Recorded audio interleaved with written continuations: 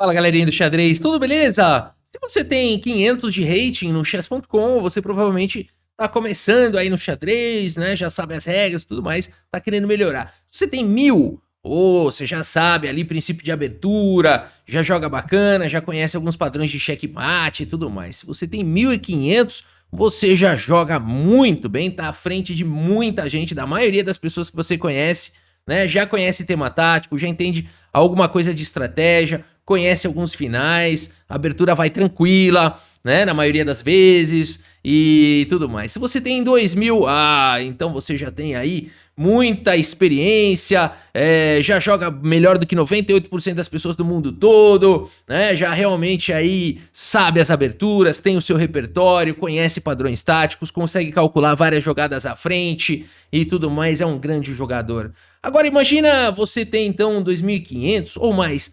2.900 de rate. Agora imagina você ter um superpoder de poder olhar para um jogador de 2.900 e falar: aqui está mais um pato. Magnus Carlsen vai jogar aqui contra um mestre internacional MI Terrible, que é um mestre internacional mais forte que muito grande mestre, né?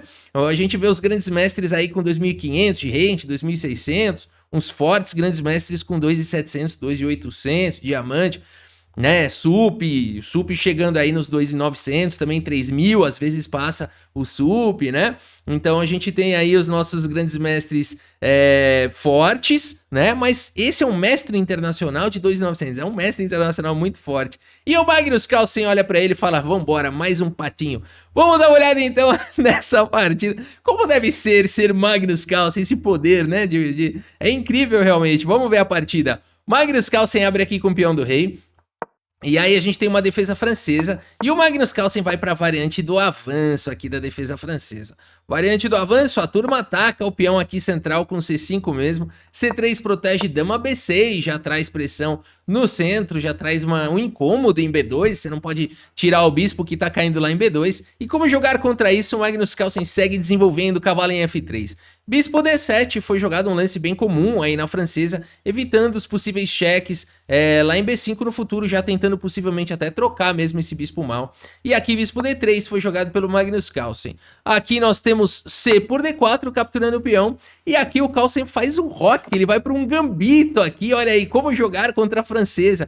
Muitas vezes você vai gambitar mesmo um peão. Muitas linhas de francesa tem gambito. E aqui então o cavalo C6 foi jogado, o Carlsen vai jogar com um peão a menos. Torre 1 traz o reforço agora para o peão central, cavalo de G em E7, e aqui o Carlsen solta um H4, galera. H4, no meio do nada aqui, gambitou um peão, segue com H4. Qual que é a ideia desse lance? Depois de A6 ele joga com H5 e restringe aqui o salto do cavalo para casa de G6. E quem sabe ele tá até pensando em estourar um H6 aqui. O adversário aqui, o MI Terrible, solta um H6. Aqui ele impede aí o avanço do Carlsen e o Carlsen segue desenvolvendo com o cavalo de bem D2, não se importando em danificar a estrutura de peões, o que acontece agora com o peão toma, peão toma. Então Magnus Carlsen tem um peão a menos e a gente fica querendo saber cadê a compensação. Então vamos ver como segue aqui a partida. Dama C7 foi jogado, agora pressão para cima do peão central e a gente vê a importância do lance torre 1, a importância. O Magnus Carlsen certamente conhece muito, o ponto todo é esse, ele domina essa posição, ele já sabe tudo que vai acontecer. Por isso o Magnus Carlsen segue aqui com C4, agora atacando o centro. Temos aqui o cavalo em B4 atacando o bispo e o bispo volta para F1. O peão de C4 está suficientemente bem protegido. D por C4 foi jogado, cavalo por C4 e agora cavalo de E em D5. A gente fica olhando, puxa, o MI Terrible está se desenvolvendo bem, aqui tem um peão a mais contra o Magnus Carlsen. E aqui o Carlsen joga um lance que é difícil de entender à primeira vista. Bispo B2, você fala, mas esse bispo tá fazendo exatamente o quê? Né? E ele tá fazendo várias coisas. Ele tá protegendo a casa de C3 e ele tá de olho numa possível sequência de lances e impressionar lá em G7 já, né? Então o Carlsen parece que sabe tudo que vai acontecer. Bispo C5 foi jogado e agora sim, o momento aqui onde o Magnus Carlsen, se você colocar essa posição nos computadores, dá que as brancas estão ligeiramente superiores, 0,6 de vantagem para as brancas aqui. E qual que é o ponto todo? Essa vantagem só existe se as brancas jogarem cavalo D6 com cheque. O cavalo na cesta é muito forte e aqui mais uma vez a gente vê a importância do bispo em B2. Se bispo toma, não foi assim que seguiu na partida, peão toma atacando a dama e atacando o peão. Então aqui a gente poderia seguir com A3, por exemplo, simplesmente jogando o cavalo para longe, e as brancas recuperam todos aqueles peões gambitados. Tem 4 peões aí para cada um, e a gente tem uma posição aqui ainda com chances para os dois lados, bastante interessante. As pretas vão tentar jogar um ataque na ala do rei, e as brancas vão tentar jogar provavelmente algum ataque ali na ala da dama, né? Então, mas não foi assim que seguiu na partida. Aqui o MI Terrible ficou com medo de jogar dessa maneira e vai para o melhor lance da posição rei F8, e o Magnus Carlsen segue com dama D2, conecta as torres, pressiona o cavalo, e a partida segue com dama B6.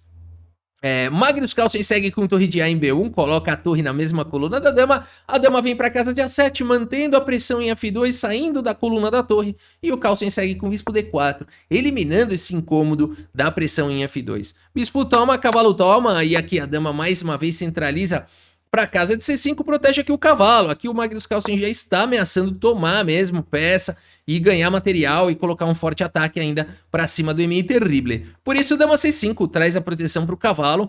Magnus Carlsen poderia continuar perseguindo a dama, mas ele prefere jogar com A3, joga o cavalo para longe, e agora a torre captura em B7. E quando o mestre internacional percebeu, a posição dele já está entrando em colapso. O bispo está atacado, torre D8 traz a proteção. Notem que aqui era possível tomar o cavalo, jogar uma posição desse tipo, mas aqui certamente está melhor para o Magnus Carlsen. Existe uma igualdade material, sim, mas o ponto de F7 está atacado, bispo está chegando em C4, as brancas têm um bom jogo aqui, um jogo melhor aqui, por conta da atividade das peças. Mas seria possível jogar dessa forma, talvez a melhor defesa do que o lance que foi jogado torre D8.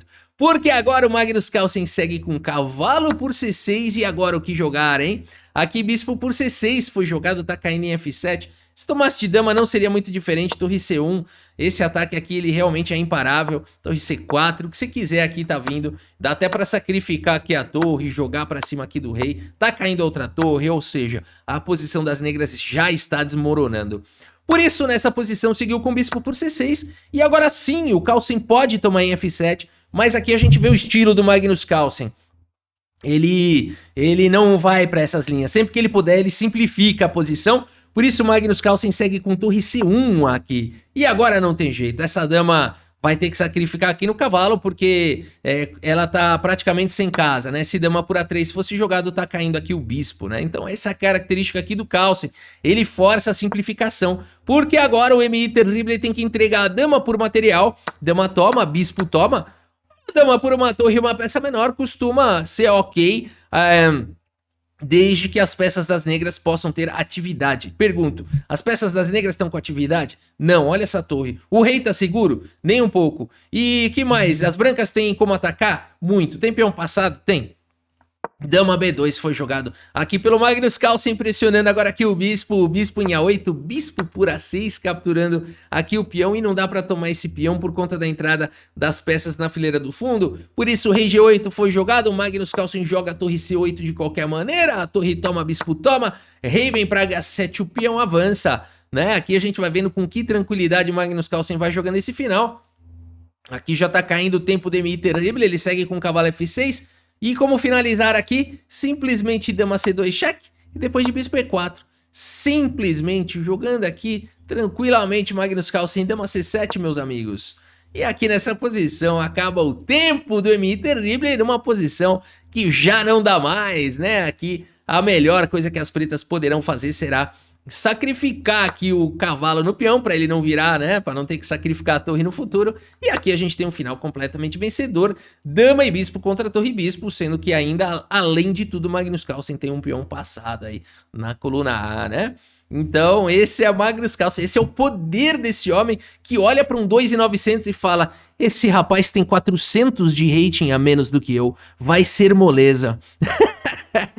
É isso, galera. E vale dizer que ele não é o único, né? Nakamura tem um rating até maior do que o Magnus Carlsen no chess.com, se eu não me engano 3.320 e pouco, ou 30 e pouco, ou 40 e pouco, quer dizer, são lendas vivas do xadrez, da história do xadrez que a gente vai presenciando aí qualquer dia, né, online, com esse vídeo, nas lives do Nakamura, nos vídeos do Carlsen, a gente vai presenciando tudo isso, essa história toda, que beleza, né? Mas é isso, galera, espero que vocês tenham gostado aí da partida e do vídeo. Muito obrigado pela sua audiência, um grande abraço pra todos vocês e até a próxima, valeu!